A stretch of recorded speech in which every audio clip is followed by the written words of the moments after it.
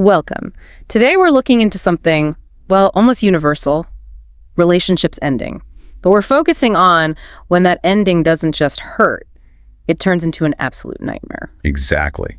We're examining true stories, real accounts, where one person just refuses to accept it's over. And that refusal leads to psychological horror, sometimes violence, or even these really chilling, unsolved mysteries. Our goal today is to really unpack these disturbing narratives, sourced from true crime accounts. We want to understand the kind of extreme lengths people go to when they're consumed by, possessiveness and jealousy. How does not being able to let go turn into something so terrifying? Yeah, we're going to break down these stories where breakups basically shattered lives. Prepare yourself, these are intense. Okay, let's dive in. We'll start with the story that shows this immediate, almost explosive kind of rage. It's about a man who moved to Lexington, Kentucky for his girlfriend. Right. And he described the relationship itself not ending suddenly, but more like a slow drain. He called it a leaky bucket effect. Until they were basically just roommates, strangers living together. That emotional distance is key here. The actual breakup, the formal end, wasn't the trigger necessarily. It was what happened after. The loss of control. He mentioned that as soon as it ended, he felt starved for affection, so he pretty quickly connected with a girl on a Reddit gaming sub. And they started making plans, planning a trip to Arizona to meet up. And that seems to be the fuse. He woke up one night, he was sleeping in the TV room after the breakup, to these incredibly loud, violent crashing sounds. Not an intruder. No. He realized it was his ex-girlfriend. She was standing over his expensive gaming setup, just repeatedly smashing his Xbox with a baseball bat. Wow. Just pure destruction. And he couldn't even call 911 because his phone was gone. She'd taken it. So the property destruction immediately turns personal. It escalates. Right. He said she started screaming accusations at him, mentioning the Reddit girl by name, and then she swung the bat at him. Oh my God. Not just the tonsil anymore? No. He barely dodged it, scrambled over the couch. His instinct was just flate, run, and hide. He managed to lock himself in the bathroom. But it didn't end there. No, this is the truly terrifying part. He described it as being like something out of The Shining. She started bashing the baseball bat against the bathroom door. No. Yeah, smashed a hole right through the wood panels, screaming threats at him through the opening. Just unimaginable terror. Yeah. Realizing the person you lived with could do that. Exactly. He said later the thought that hit him was that he was one missed swing away from being dead. And in that moment, it didn't matter who was swinging the bat, the threat was absolute. That changes everything. He fled Kentucky that same night, just got in his car and left, never looked back. That kind of physical terror just forces a complete life reset. So that's immediate physical violence, raw, impulsive rage. Yeah, but the next story. Yeah. It's the opposite side of that coin. It shows a really calculated psychological attack, designed purely to inflict the most emotional pain possible. This one happened about 10 years ago. It involved a college student, about 6 months after a breakup. He admitted he had cheated, confessed, and they had ended things. Okay, so time had passed. 6 months, yeah. Then he gets a call from an unknown number. He answers it, a bit nervously, and it's his ex-girlfriend. How did she get his new number? That's part of it. She's an emergency room nurse, and somehow she'd gotten his new unlisted number. That already feels intrusive. Definitely. And she starts the call with this intense urgency. She says, "We really, really need to talk. Are you sitting down?" Leveraging her job, Setting the stage for something serious, his mind must have been racing. Exactly. Worst case scenarios. Yeah. But nothing could prepare him for the lie she told him next. What'd she say? She said, "We got a patient in the ER from a car accident and she didn't make it. I'm so sorry, but it was your mom." No. Oh my God. That's monstrous. Using the chaos and authority of the ER as the setting for this lie. It's just deeply cruel. He was instantly devastated, of course. I can't even imagine. He immediately called his younger brother. They're on the phone, grieving together, crying. They confirmed their mom had gone to Walmart earlier that day. And then mid-conversation, his brother just shouts, "Mom!" because she walked through the door. Alive. Yeah. Completely unharmed, just confused about why her sons were sobbing. the whiplash, the relief mixed with the horror of the lie. Unbelievable. The ex later admitted she did it purely for revenge. She said she wanted to hurt him just like I'd hurt her by cheating. She weaponized the deepest fear, losing a parent. That's a level of cruelty that's hard to comprehend. Right, so these first two stories, they really set a bleak stage, don't they? Two very different kinds of revenge, but both stemming from that same root. the inability to handle losing control. Yeah, the impulsive physical violence of the baseball bat attack. Versus the cold, calculated psychological sadism of the nurse's lie. One is heat-of-the-moment rage, the other is just prolonged manipulative torture. And that inability to let go, that possessiveness, it leads us directly into one of the most infamous true crime cases involving this dynamic, the murder of Travis Alexander by Jodi Arias. A case many people know, but the details of the relationship breakdown are critical. Travis Alexander, a motivational speaker, met Jodi Arias at a conference back in 2006. She was instantly drawn to him, right? Completely captivated, and the red flags were there almost immediately. She converted to Mormonism just 2 months after meeting him. Travis actually baptized her. Wow, that's fast. Very fast. And his friends apparently disliked her pretty instantly. They saw her as intensely jealous, way too possessive, and really only interested in Travis, nobody else. Their relationship was quite turbulent, wasn't it? Long distance. Yeah, between Arizona and California. And you could see it was breaking down. Travis tried to change who he was taking on a work trip to Cancun, suggesting he wanted someone else to go, not Jodi. The relationship was likely already over in his mind. But she wasn't accepting that. Not at all. And this is where the premeditation becomes really, really chilling. On May 28th, just before the murder, she reported a burglary at her grandparents' house. Okay. She claimed several items were stolen, including a .25 caliber Colt pistol.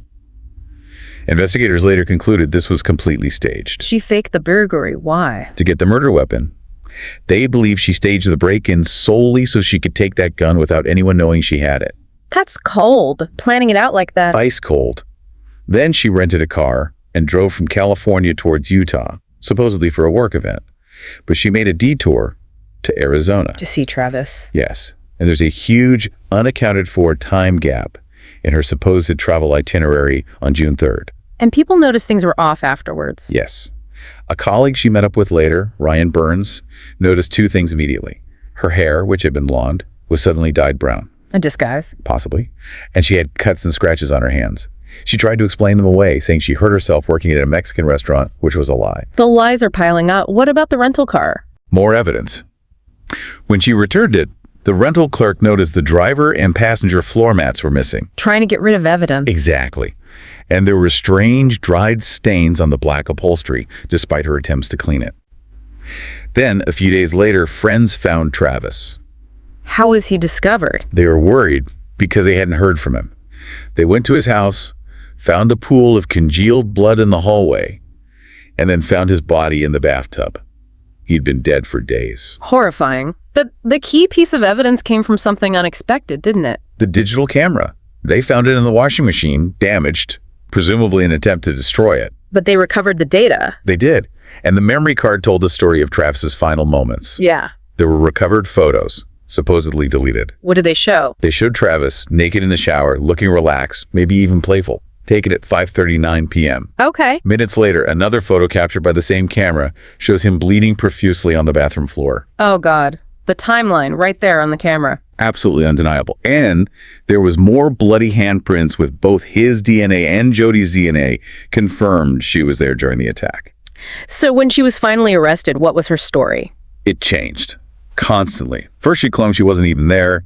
Then it was a home invasion by masked intruders. Finally, it shifted to self-defense. After stabbing him nearly 30 times and shooting him. Exactly. She concocted this elaborate story involving BDSM, claiming Travis became abusive during a sexual encounter, and she had to fight for her life. But the prosecution had the physical evidence. They dismantled her story piece by piece, and this is where I think her psychological state becomes crucial, something maybe not always focused on in the sensationalism. Right. She was diagnosed with borderline personality disorder. Yeah, and that's characterized by intense emotional swings, really unstable relationships, and this profound fear of abandonment. So when Travis rejected her, that core fear likely ignited into possessive rage. The changing stories weren't just lies. They were desperate attempts to create a reality where she wasn't the ultimate villain, where she wouldn't face the ultimate abandonment. Prison. The jury didn't buy the self-defense narrative at all. The evidence was overwhelming. The 27 stab wounds, the slit throat. And crucially, that single .25 caliber bullet casing found at the scene, matching the type of gun stolen in the staged burglary. It sealed it. This wasn't a spontaneous crime of passion or fear. It was planned, calculated. She eliminated the person who dared to leave her. She turned his life, his search for love, into an absolute nightmare because she couldn't tolerate losing control. A truly terrifying outcome of jealousy. Now, let's shift gears a bit. We've seen cases with convictions, clear perpetrators, but sometimes the refusal to let go doesn't lead to a clear resolution. It leads to nothing, just persistent, agonizing mystery. This brings us to the disappearance of Craig Allen Freer, a 17-year-old from New York. What happened to him? Craig was, by all accounts, a popular kid, co-captain of the high school soccer team. But he was really struggling emotionally after a bad breakup. It affected him deeply. So much so that he had actually been fired from his part-time job at a grocery store, Price Chopper, for missing shifts. But he hadn't told his family. He was hiding it. That pressure must have been immense for a teenager. Definitely. So on June 27, 2004, the day he vanished, he drove to his ex-girlfriend's apartment in Scotia, New York. The one he'd broken up with. Yes. While he was there, his mother found out about the job situation and called him, confronting him about the lie. He promised her he'd drive straight home, said he'd be there in 10 or 15 minutes. And he never made it. Never arrived. He just vanished. His car was left at the ex-girlfriend's apartment complex. His wallet, with $40 cash inside, and his cell phone were also left behind. Left everything. That doesn't sound like someone running away. Exactly. When the police questioned the ex-girlfriend, her story was simple. She said he just walked off into the woods behind her apartment building. Just walked into the woods and disappeared. That was her claim.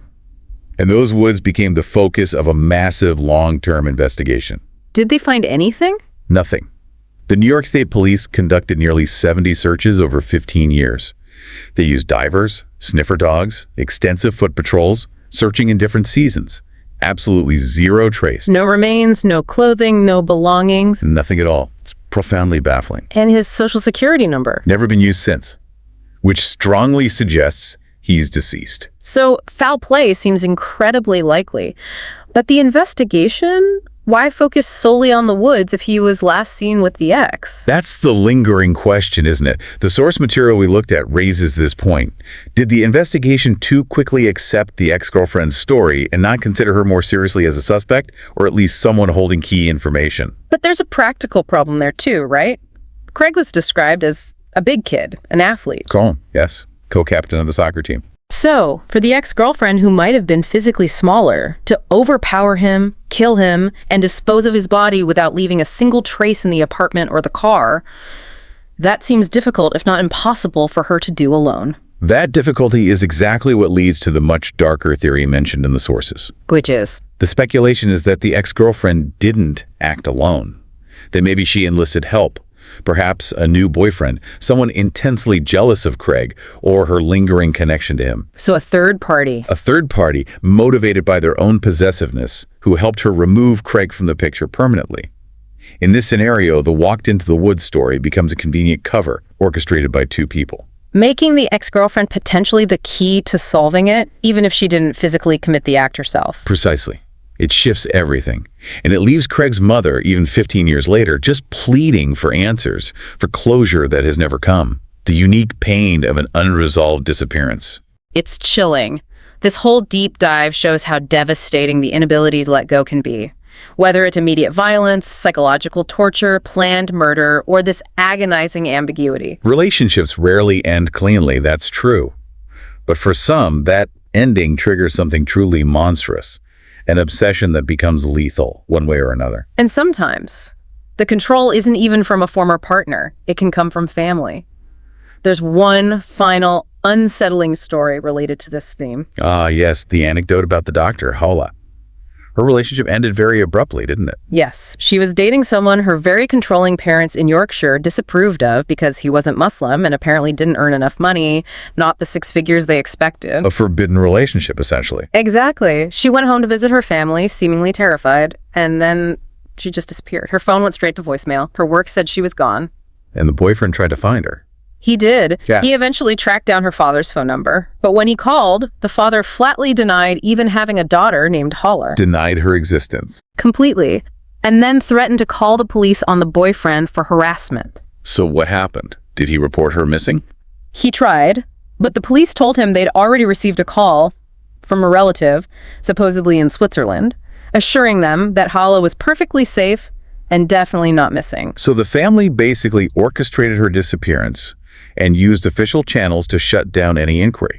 It seems like it. It presents this really unique, terrifying kind of horror, the sanctioned disappearance, where a controlling family uses their power, maybe social pressure, maybe even the system itself to just erase someone. It makes you think, doesn't it?